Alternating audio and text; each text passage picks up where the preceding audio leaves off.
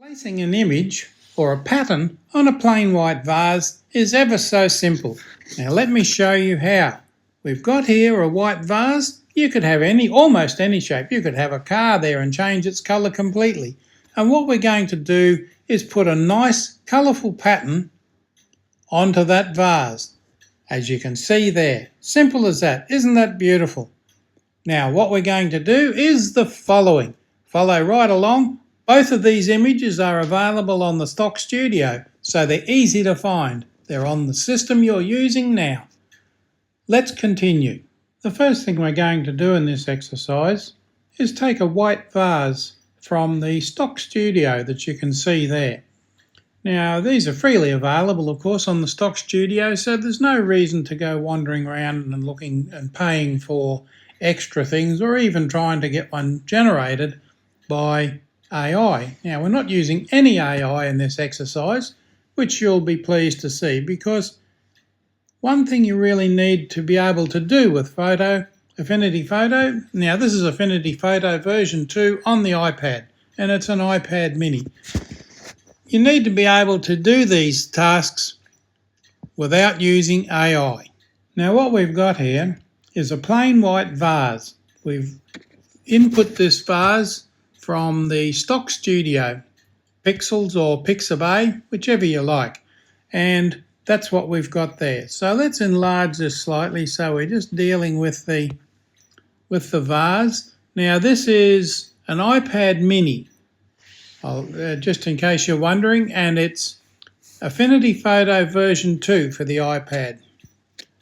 Now what we need to do is find the floral pattern that we want to use. Now we'll find the studio. I have to scroll up there to get the Stock Studio, and we'll type in here floral pattern. Now there's a nice floral pattern. Look at that one there. Let's bring that over here into the... Now that's perfect.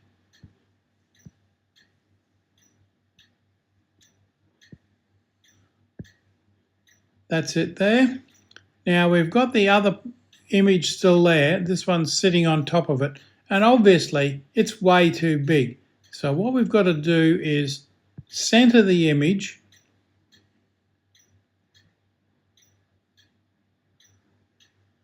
You can see it there.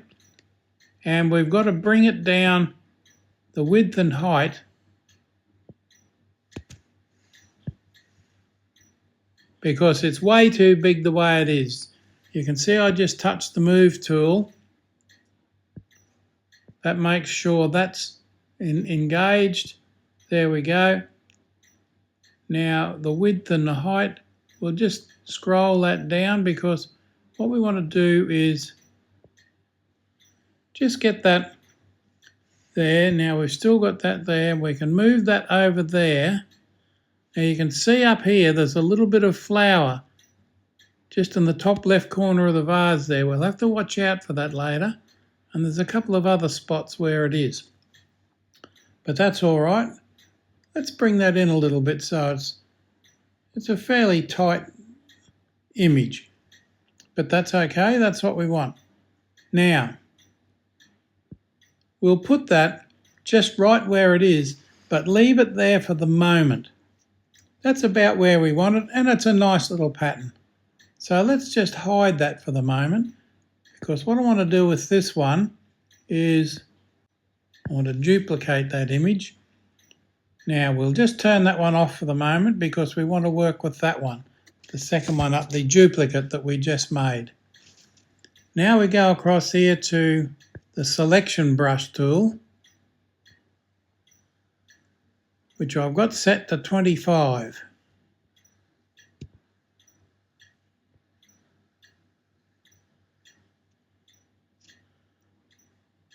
Let's set that to 30, make it slightly larger.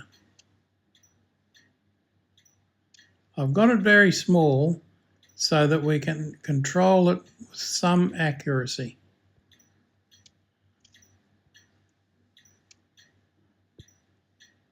because we want to select the vase.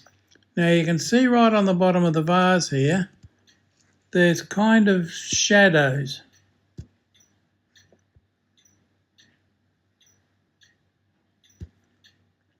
We'll go around those leaves.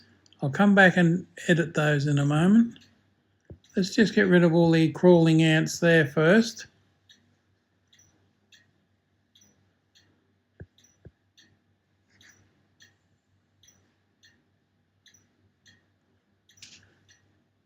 Now, you'll notice up the top here it's got add. But what I want to do is get that nicely down there.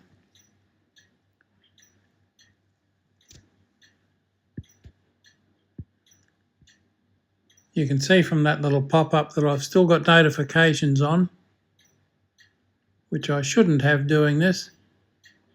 There we go. Now I've just taken out that little corner where that flower is overhanging there because we don't want a pattern on the flower.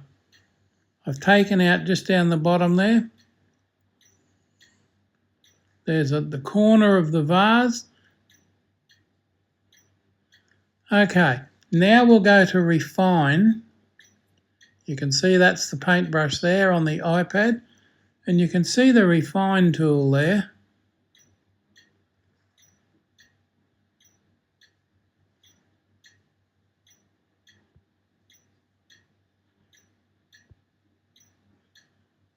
Now that's going around where the shadow is. There we go. Now one of the tricks for this, we don't want selection, we want new layer with mask. So we want to take that vase out of there and keep a mask on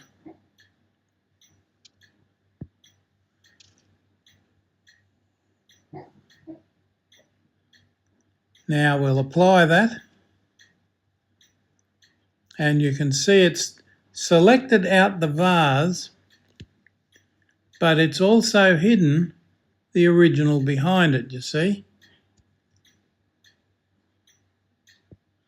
So we'll leave the vase turned on or off. It doesn't really matter, because the next thing we want to do is, let me go over this again. What we've got here is the pattern on the top.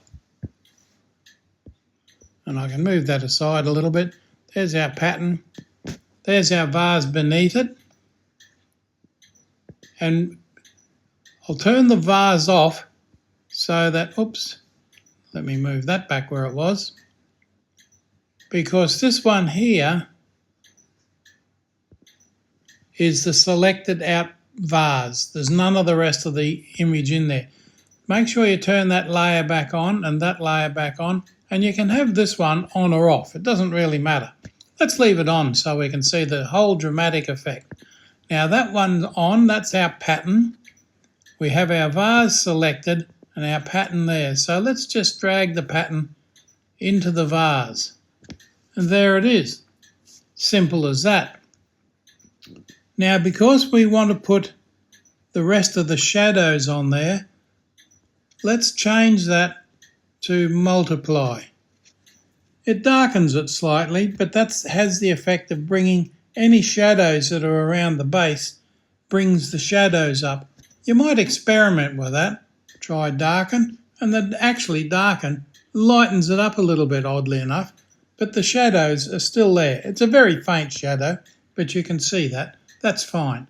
Now, what we have there is that little group with the vase in it, and that one there is the original image. That's normal. So what if we multiply that? Has no effect really, because there's hardly any shadows on there, but it does bring out any shadow that's left there. That's really all there is to it. So I hope you found that useful. Remember, there's your cutout, there's the mask, there's the pattern that you're putting in, and there's the original. Don't worry about that one there, because that was just a spare in case you messed it up. Turn all those off, and there we are. Now, if you've enjoyed that, Don't forget to subscribe, press the like button and tell your friends. See you in the next video.